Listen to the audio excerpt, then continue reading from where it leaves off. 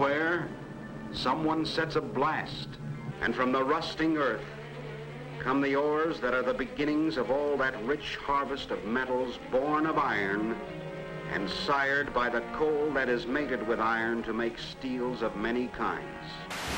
Coal has been the foundation of the industrial age, and we would not have society as we know it without it. Nation's economy to come back, and they need somebody to be sensitive to coal. Pollution from our power plants will be 32% lower than it was a decade ago. A lot of coal miners and coal companies out of business. How's that going to play in Pennsylvania? I mean, you have to look at the history of it.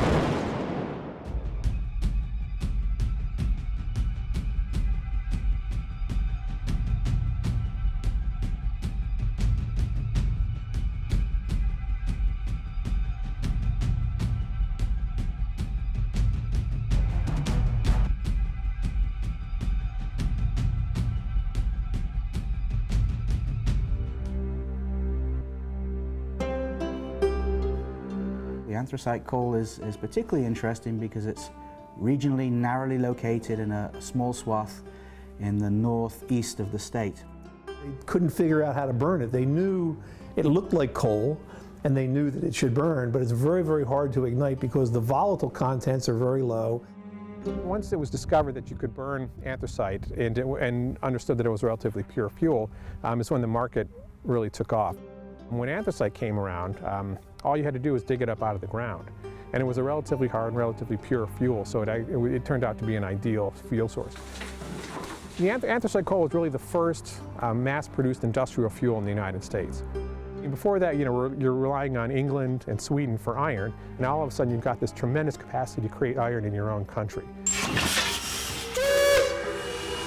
And that led to more rails, more steam engines, more locomotives. I mean, and that really was a significant driver of industry.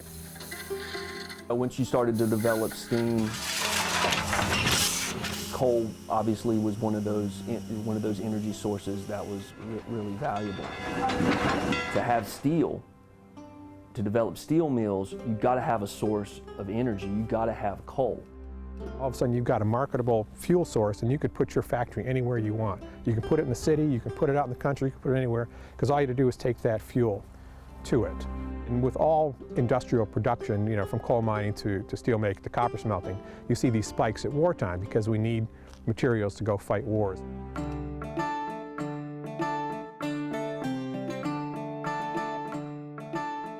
But it really is about the industry that made this region of Pennsylvania populous and really a transportation hub and an energy hub.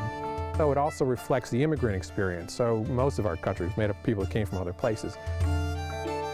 This would have been a very small, rural, sleepy area before the development of anthracite coal. But because you need so many people to develop a mine and to go underground and pull the coal up, there would be active recruiting going on overseas to draw people to this area. This was the introduction to America for so many people. Every other town was built to hold miners, and they were all built, or essentially all built, by the mine companies. So they're company towns. When labor was cheap in the 19th century, and when you imported labor from Europe at very, very low rates, then anthracite made sense. The companies would meet boats and recruit people to come, or people who lived in the towns would invite their cousins and so forth to come and settle in this place. So the towns grew with almost entirely with people directly off the boat from Central or Eastern Europe. The amount of ethnicity in the towns was astounding. But all the towns grew up at that time. They grew up at the time that the anthracite production climbed. The populations of the towns climbed as well. In its heyday, which was sort of the beginning of the 20th century, in the anthracite region alone here in these 5 counties, there were 200,000 workers working underground in anthracite coal mines, producing 100 million tons of anthracite a year. So anthracite made this region.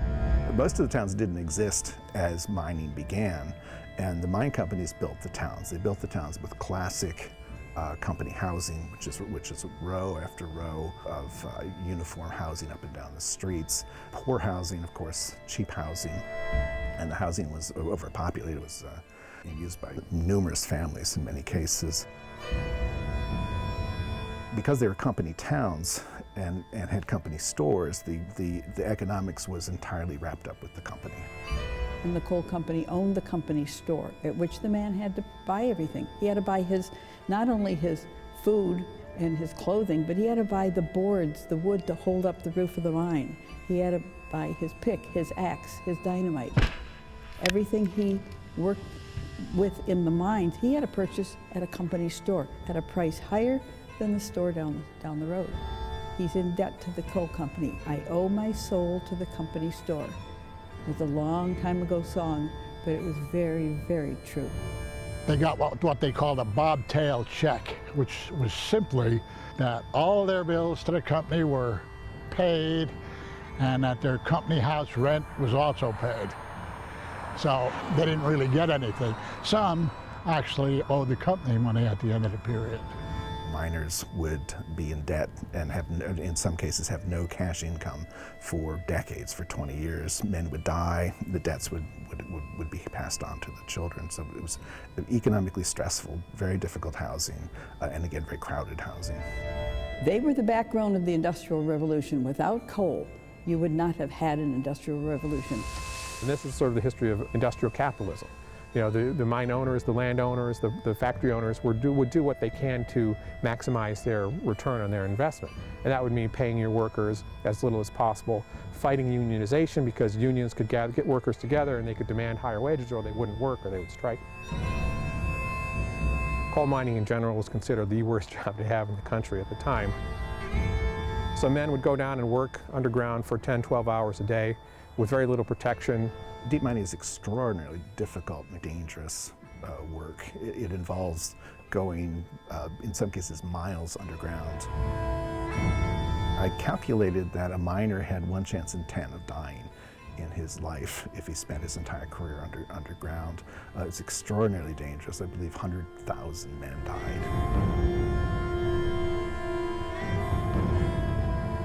The number of men that died here, extremely high numbers died in the anthracite coal region because there was no care for the life. That life had no value in the coal mines.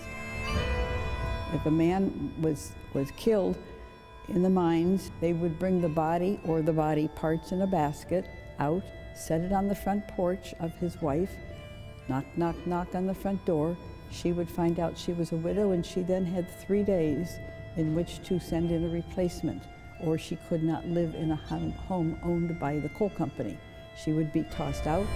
People lost limbs, people lost their lives, and usually it was the oldest son or the boys then would go into the coal mining industry. There were breaker boys that would go in, they would start in the breakers, they would pick the coal out off of the different conveyor belts that came down and get rid of the slate and everything like that. And then after they graduated from being breaker boys, they ended up as laborers or finally as miners. Their families had little choice probably about whether boys worked because everybody needed the money. But the system was basically indifferent to child labor until really into the 20th century. The mules were more protected than the men. A mule cost money to replace. For a miner, there was always another miner looking for a job because the men had to work. Therefore, they worked under these conditions until they decided that it was too much for them, and they began to ask for better conditions, turned down. They began to ask for higher wages, turned down. This created dissension among the miners, most of whom were Irish at the time and were treated that way. The Molly Maguire organization came about, and they were a retributive society. In other words, you do something to me and we'll take retribution against you. Molly Maguire's was a group of, it was an ethnic group, obviously an Irish group of men who had a common interest in their working conditions. If you treated a worker bad, you could expect a visit from the Molly Maguires or something, and they would either beat you up, burn your property down, or maybe even kill you, depending on the offense. The Molly Maguires is a story that's different as for every teller, but it is a story which was probably both a nice labor group and also a group that we would think as terrorists, and not really different from each other. It was a group that had deep sense of grievance, a deep sense of wanting labor conditions to work correctly, but didn't have an effective political way to make that happen, and ended up using, obviously murder as a tool.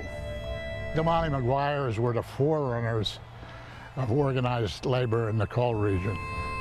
They were the Irish coal miners in the 1800s who were standing up for their rights against the persecution by the coal mine owners, and they were accused of murder without evidence. They were then hanged, and 7 of them were hanged here in this building. People ask about the Mollies, whether or not they knew the statement they were making. They were making a statement for the independent individual and the humanness of a man, and that he was valuable and what he produced was valuable, that he wasn't just a commodity as a slave to be bought and sold.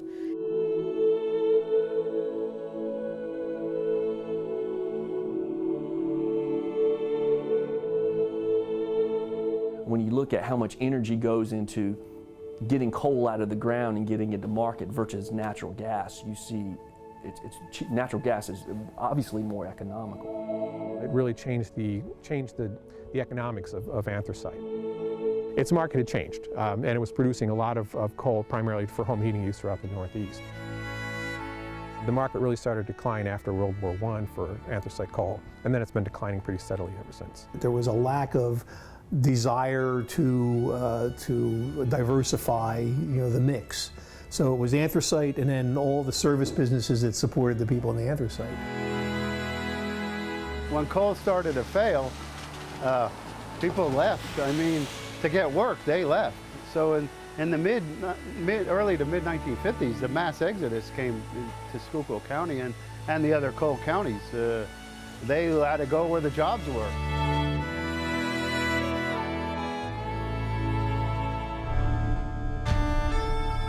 Really, through the mid part of the 20th century, business was able to operate without a lot of restraint.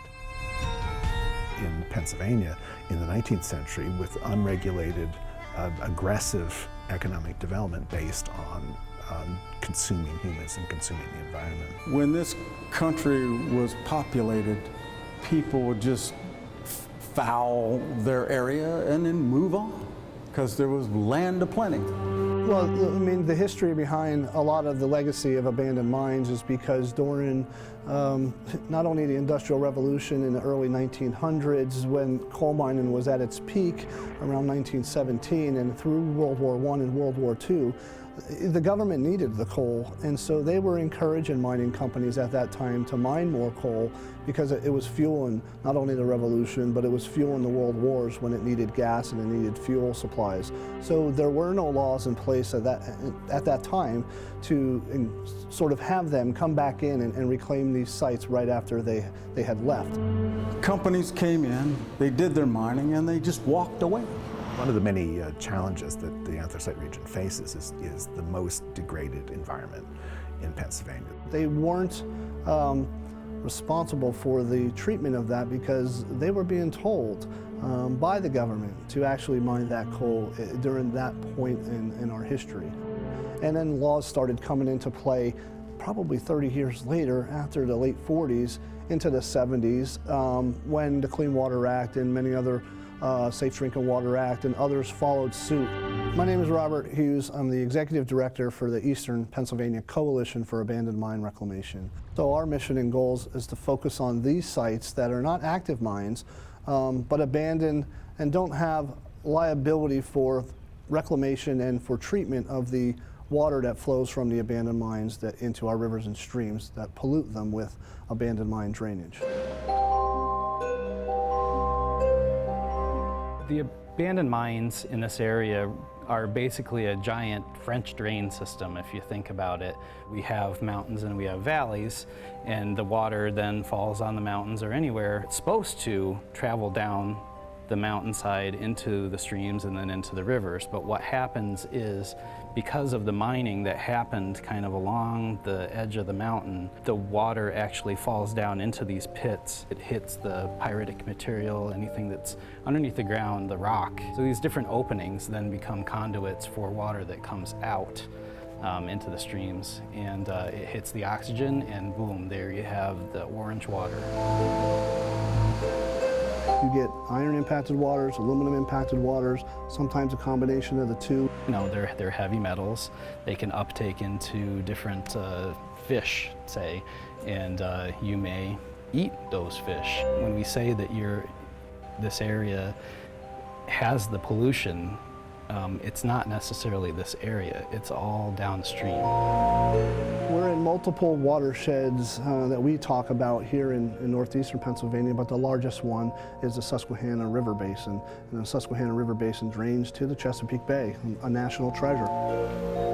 This is an entire ecosystem. I mean, if you want to trace that drop of water all the way to the Atlantic Ocean, that's where it's ultimately going. And if it's not impacting the water quality of the rivers and streams, they could be potentially drinking some of that water too if it's not being treated properly. I mean, there are 5,500 miles of streams in Pennsylvania that we know of that are impacted by abandoned mine drainage. It's 150 to 180,000 acres of abandoned mine lands left to be reclaimed, and that's just what's been inventoried.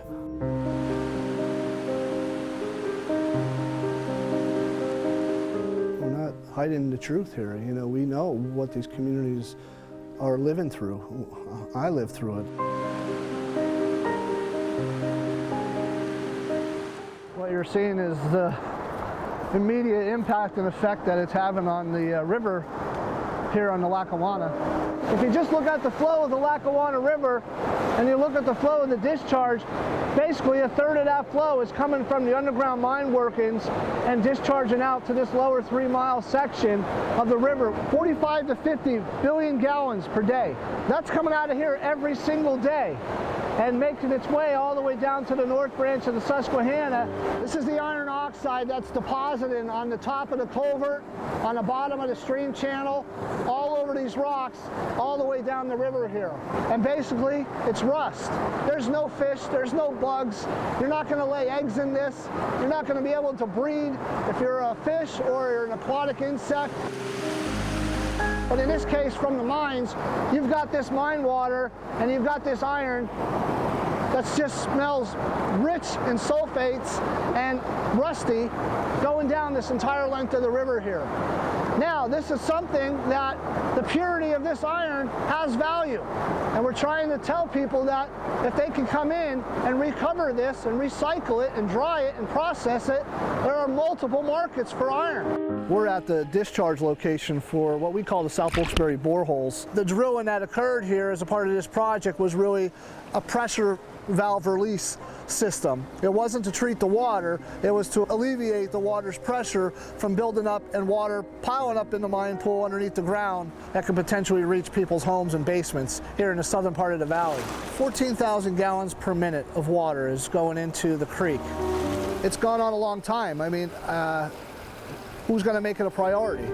This municipality doesn't have the money to take care of it, so I don't think I'll see this cleaned up in my lifetime. Right now we're in Newport Township, what was historically one of the largest mining operations in the Newport Township area, and it was called the Glen Nan Colliery. And so this operation that was here, both on the surface and then underground, was mined out pretty heavily in its mining heyday. What happened here is a water-filled stripping pit, which is another typical feature on an abandoned mine land. And the pit at the center, we believe it's at around 80 feet of depth. And so this here is just one of the features that ended up filling up with water from the underground mine workings. Very dirty water. The concentrations that come out are up in, the 30 to 40 milligrams per liter, which is 10 to 20 times what the drinking water standard is. I'm standing next to the Ascom borehole discharge. This is flowing at probably around 5,000 gallons per minute right now. I'm standing on a catwalk over top of the what's known as the Maelstrom oxidizer. you have forced air from these fans coming in, and then the air comes up through the columns in the middle, interacts with the water, and aerates the water. So when it does that, it's basically turning that bluish-green iron that you see up here that's unoxidized into an iron oxide, which is iron and oxygen put together, which would then be rust. And then it drops it out in the pond behind us. All of the rust then is being collected in this pond here.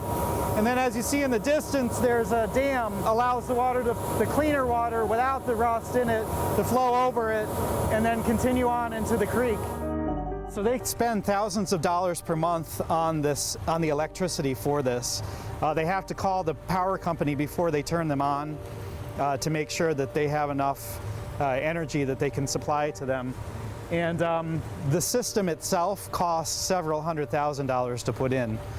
So, you know, it's not anything that you really can take lightly. It's, yeah, it is what it is. And there is some treatment that's going on here, which is a good thing. So you are removing iron.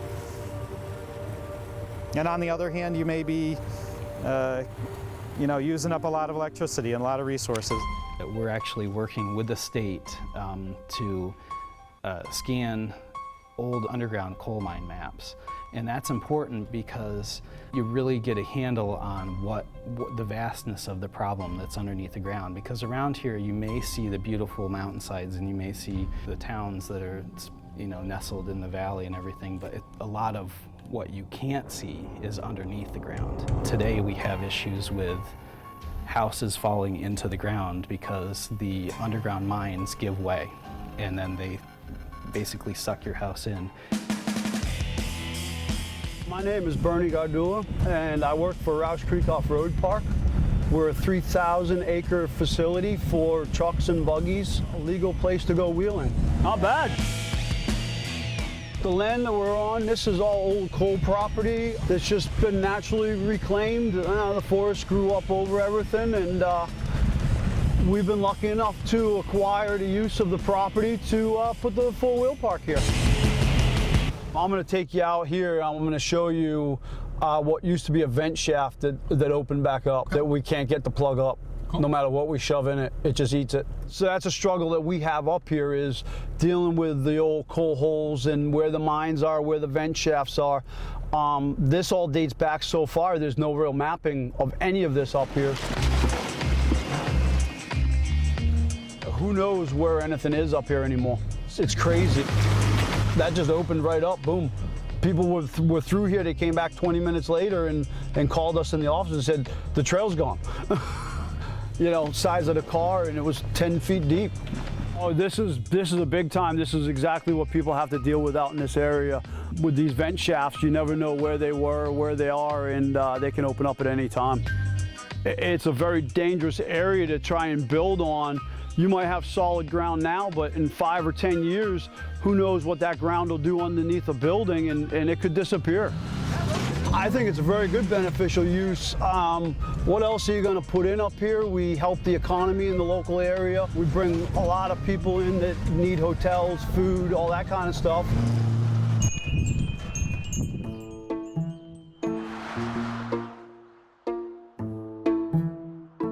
Down in the coal area and I'm going, what in the world is all of this mess? Absolutely, it can affect people's opinion coming into it. They look at it as ruins, you know, and that the area is destroyed. When you're thinking about this area and you drive through it and you see these big mountains of black, whatever it is, and you see these orange streams, as a business, I guess, if you were to come into this area and think about moving here, you probably would say, oh, I don't know if they really have their act together around here. You know, I don't think this is a really good area. There may be a base for workers, but we're not going to move into this area. So it creates that kind of depression scenario where you really don't attract businesses or anything like that because of the pollution that's here or the mining leftovers that are here. You sort of see the dangers of regions being built upon a single industry. There was this sort of flight from the region because the economics of being here had gone downhill so quickly. The infrastructure here has declined, and today, when there one time were 200,000 people working in the mines, today they're about 1,000. People then have no jobs. With no jobs, you have no businesses. It's very hard to think about how a region stops being. There are towns that can't afford to tear down the derelict housing. Houses just collapse in on themselves. That's a difficult place to be.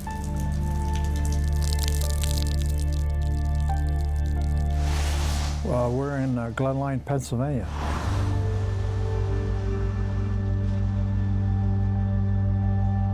Did you grow up here? All my life, 75 years. When the mining industry closed down, the stores just started disappearing. I don't think there was a future planned for once coal was gone. Children, you get a college education and they have to leave because the jobs aren't here.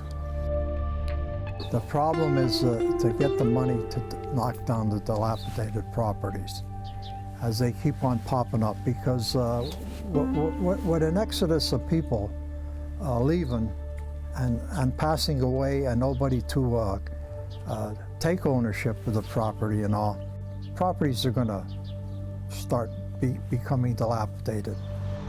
It's up to the municipality to find the money somehow to tear these properties down. Within the last 6-7 years, there's been around 20 properties where homes were torn down. The money isn't here to knock them, to remove them. These people got a citation here to fix this up because it was falling apart. This was the business district here. Like I said, the VFW was there. There was a photo shop here and a restaurant was over here. Then there was a furniture store over here. What's there now? Nothing. Nothing. Removed. It looks different because it's a little bit more run down than it used to be. I'll tell you couldn't meet nicer people than the Kimitovich family. They took good care of their house? Yeah. But they died out and there's nobody left. Change is constant, and this is the end result from generation to generation. You stumbled upon what I call the road to nowhere in Centralia. It used to be a major highway, Route 61, that traversed north to south more or less. In the mid-60s, a mine fire started and burned right through where we're standing right now. A road that has cracked due to the heat, intense heat over 1,000 degrees. Underneath where we're at right now, yes, it is still burning, but it's about 300 feet down. We're standing right now on ground zero, so to speak. We're right behind the Oddfellow Cemetery, where the actual fire began. The official state record is that the firefighters were burning a trash fire at the Oddfellow Cemetery, and it ignited the coal seam. It was just like one of many mine fires that were smoldering here, there, and everywhere else in the coal region. And people didn't pay any attention to the fire at all, really, because they just didn't care back then, you know. They didn't think it could go anywhere. The fly ash barrier failed, and the fire began to move under the town itself, and then carbon monoxide began to seep into people's basements. And the mayor of the town at the time, John Cottington, he was overcome with carbon monoxide. Several other people were sickened by it. A young boy by the name of Todd Domboski was playing in his grandmother's yard about a block and a half up on the other side of the street. And the ground opened up under him right as he was in the yard, and down he went. I seen smoke, and I thought I didn't want my grandmother, to go over near because she's elderly, and I was worried about her, so I went over to see if it was the mine fire, and when I did, I just fell right through. And he was very fortunate to be able to stop himself on some roots that were hanging on that pit, or he would have dropped to his death. At that point, the state came and said, we need to do something. Actually evacuate the town.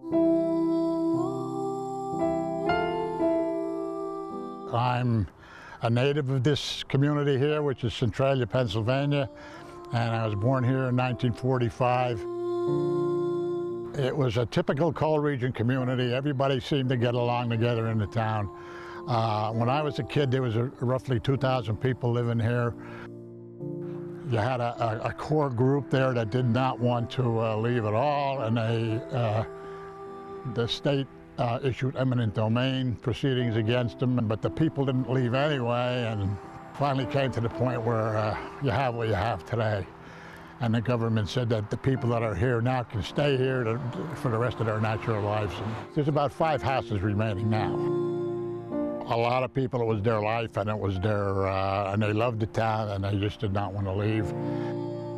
You look at one block face here, from that pole to that pole up there, you'd think, how many houses could there be? You know, you're talking about like 20 houses there, you know. I come up just for a little walk now and then to reminisce on what things were like when I was a kid and stuff like that, you know. And that's where our garage is. I wouldn't say it haunts me, you know, but maybe it makes me feel good sometimes just to think of some of these things, you know. The ghosts are the living people. It's the real thing. The people that are still alive have those memories, and that's their ghosts. The homes have been pretty much gone, and some little bits and pieces. This is pretty much all that's left of the homes, and there's not much of even this remaining in the town. Nature pretty much took over the whole area. Pretty much looks like the Martians just came and picked everything up and took it away. I am standing right here, probably in what was the dining room of my home. There was the parlor in the front, dining room in the middle, kitchen in the back. It's a catalpa tree, also known as a cigar tree. A Johnny smoker. It's from a catalpa tree. If you wanted to get sick real quick, that's how you did, you smoked one. But another part of it is that each of these houses, or most of these houses, have a whole lot of family history in them as well. And so this is not just the house that you lived in, the house that you love, but it's a house perhaps that your mother, even your grandmother, lived in.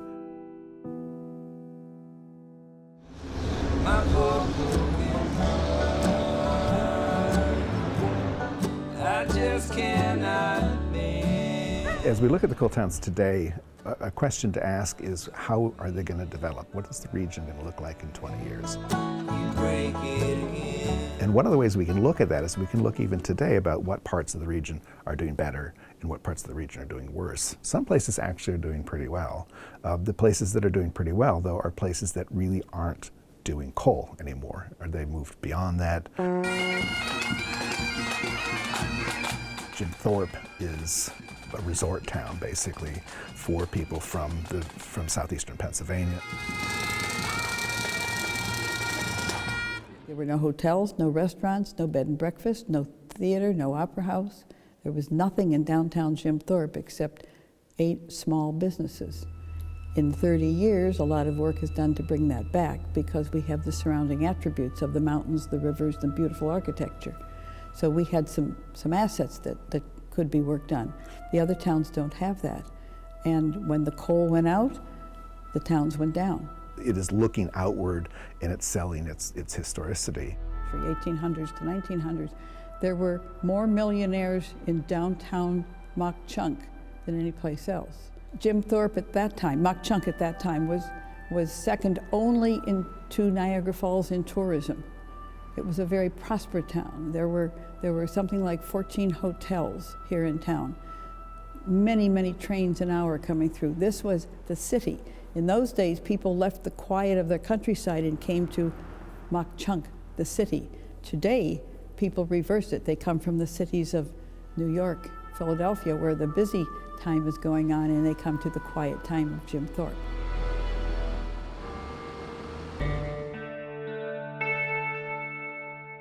We were not anti-coal mining here in northeastern Pennsylvania. We have a hard time pointing the finger at the industry today, and we try and work with them to support the kind of work that they do on these sites. We support the land reclamation efforts of coal companies. So a lot of the work you see today, particularly in Pennsylvania and across Pennsylvania, is a lot of land reclamation efforts on old abandoned mine sites. And they actually do it a lot cheaper than if we were to just do it alone by state and federal grants.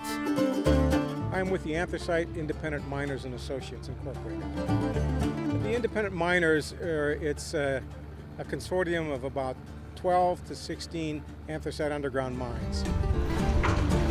They're not very big production mines. They might, have 6 men underground, working. They're generation miners, you know what I mean? A lot of them are handed down from their, from their fathers to the sons. I grew up, my grandfather owned mines. Mining's been in my family since I was born, People, even in this area, they ask me what I do. I said I mine coal. And they're like, people still do that? I'm like, yeah. It built everything that I have. The anthracite, being an anthracite coal miner, it gave me my house, everything else. We only have a few mines like this around. This is a deep mine. With the hole in the ground that we go down every day. Everything's basically done the same as it was 100 years ago. There's a lot of people that would not do it. Just the ride in the buggy coming down would scare them. Believe me, it's an experience your first time ever going down. When you're on a buggy for 15 minutes going down, it's a little bit, you get a little nervous.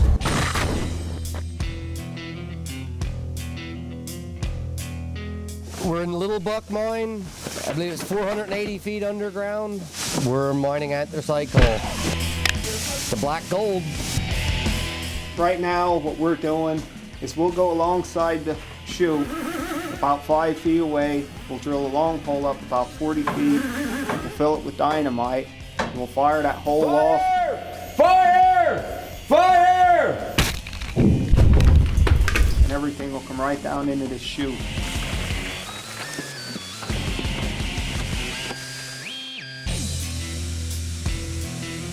Like right now, we just pull a board and the coal runs into the buggy.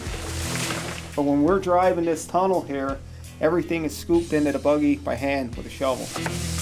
I get to push this buggy all day long. We're Shy guy, his partner usually is the other buggy pusher, usually. Didn't show up today. He don't have a good average of work. I said I'm the low man on the totem pole. I've only been here for almost 2 years, so they've been underground as long as I've been alive. As we push coal down, they're tapping it out and shipping it up.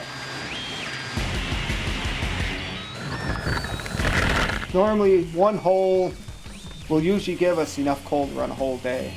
We probably get 50 buggies a day on a good day. Getting dirty and wet and being in the dark all day. You get used to it after a while.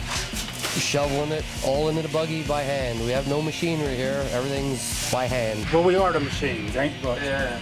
Fire! A lot of rock, and you can't sell the rock. You can't make money off of that.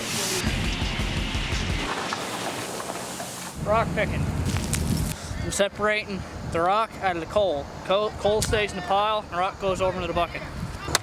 Coal is usually a bit lighter than the rock, and the coal's a lot more shinier. Coal, rock. The more you do it,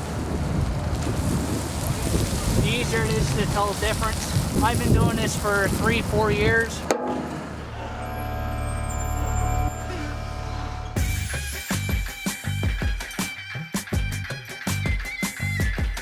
Surface mining is the most efficient way to get at the remaining coal.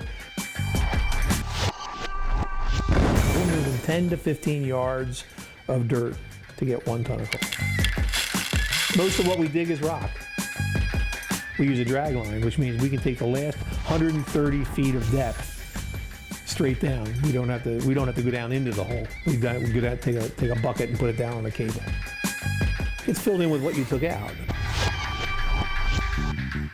Okay, so if you think about it, I'm taking 15 yards out for every yard every ton of coal, you still have a lot of space. Most of the anthracite that's produced in the world still goes into power plants in China and in Ukraine because they were built around that type of material. Now, none of ours goes into that. Ours goes into higher end uses like steel making and filtration and whatnot. I always say to our guys that, look, we need to earn the right and then maintain that right over the course of time to operate so near these communities. You know, whether it's dust or noise or blasting, whatever it is, we need to earn that and maintain that. We'll cross over a section that's been reclaimed and to the point of being planted and seeded and everything else. Our mining activity is undoing a negative legacy of the past. You know, we are going underground. We're daylighting these properties. We're taking out all the timbers. We're taking out all the artificial paths for water to travel, and we're eliminating over the long term acid water drainage. We're repacking this material, and when we're done with it, you could never tell that anything had ever happened. Now you have to have patience for that, because that's a 25-year process on every mine that exists. So, you know, every time we open a mine, 25 years later, it's going to look great. Unfortunately, in our culture, we don't want to wait 25 years for much of anything. You know, it took us 150 years to get here.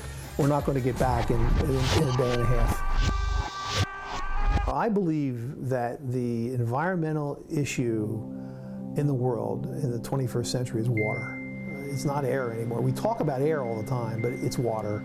It's clean water. It's enough clean water for a population of 8 or 9 billion people, which is what we're going to be, you know. And that anthracite has a place in that. You know, it cleans the water. It is one of the elements that can clean up water. You know, you may need to make activated carbon out of it, you know, but it has its own sort of activation level even before you take it through processing. So it's better than regular coal, and it's not as good as activated carbon, but it's in between. So here's a huge opportunity for this form of carbon to take a bigger place in a big and growing issue around the globe.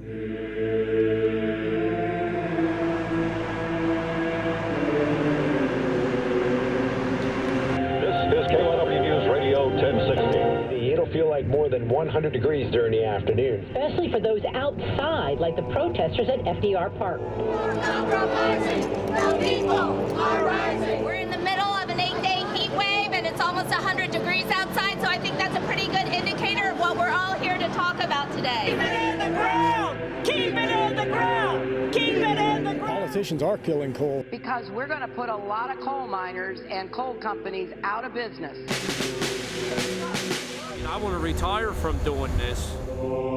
She said she's going to close the miners that close the mines. It's really hard. It's year to year. You don't know if you're going to be in business or not. A lot has to do with the regulations. You're getting coal from China, Australia, and the regulations aren't near as stringent as they are here. I'm the only candidate which has a policy about how to bring economic opportunity using clean, renewable energy as the key into coal country. I think that what we need is generational programs. You know, how do we, over generations, prepare regions for change? Not tomorrow.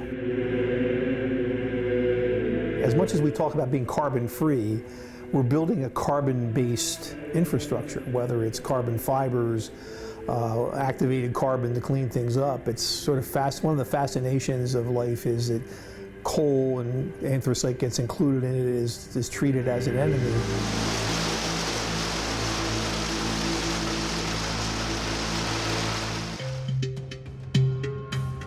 I'm in charge of the Technical Services and Research Department of Asbury Carbons. We provide carbon-based solutions to industry. The unprocessed anthracite that we purchase all comes from the anthracite coal belt in Pennsylvania. When we look at a coal or carbon sample, we're looking to determine its application to industry. What can you use it for? And to do that, we will look at particle size, we will look at purity, we'll look at sulfur content, we'll look at volatile content, we'll look at the important chemical and physical attributes that characterize the material and either allow or disallow its use in certain industrial applications. Very little of the carbon that we sell goes into fuel. If you had a rubber compound and you wanted to make it stiffer and heavier and have it be black, you could fill it with anthracite coal powder. A lot of coal is used for that. A lot of hockey pucks are actually made with anthracite coal powder. It's used in filtration for adding carbon content to various ferrous alloys. You could actually inject coal into a molten metal bath. Carbon in one form or another is essential to life on the planet, not only from an organic perspective, because we're all made from carbon, but just in the day-to-day things we do in life. The plastics we use, the paper, the wood products, the coatings, they're all carbon-based.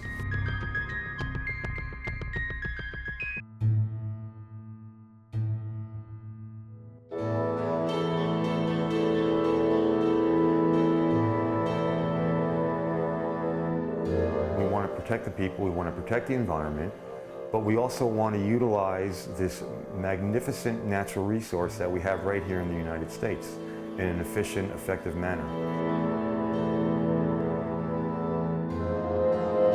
You cannot have the lifestyle that you have on this earth and not generate some sort of environmental impact from it.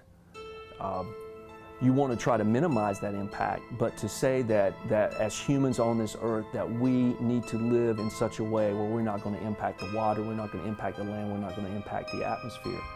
And we're part of nature, we're part of the ecosystem, and all organisms do that. The story is that we have prioritized the resource extraction, we've prioritized the capacity to generate wealth from that, and we have suppressed, as we did that, the humanness of the people involved in it, and then the importance of the environment itself. Pennsylvania historically was the richest state for natural resources, for lumber, for oil, for coal. But Pennsylvania was also highly corrupt in that the wealth produced by those industries permitted politicians to be bought and politicians to ignore their obligations to the environment, to the people, to the workers, to the towns, to the communities, to the rest of the state. And Pennsylvania continues to not be very good at this, even until today, with fracking. I have trouble getting worried about fracking, and I know fracking has many kinds of problems. I know I should worry about it, but I just say to myself, I saw that already. I know how this story ends, because we did it in the anthracite, and we did it with lumber, and we did it with oil, and now we're doing it again, and we'll do it one more time, or two more times. We're doing it with farmland. I think it's interesting how upset a lot of people, environmental people, got about hydraulic fracturing, and to me, have basically ignored the way worse environmental damage that was caused by, years and years of coal mining. So much is already done here. It's hard to know what you should do now. The landscape is so thoroughly shaped by its history that we can't go back and change the history. So we need to look what we can do going forward.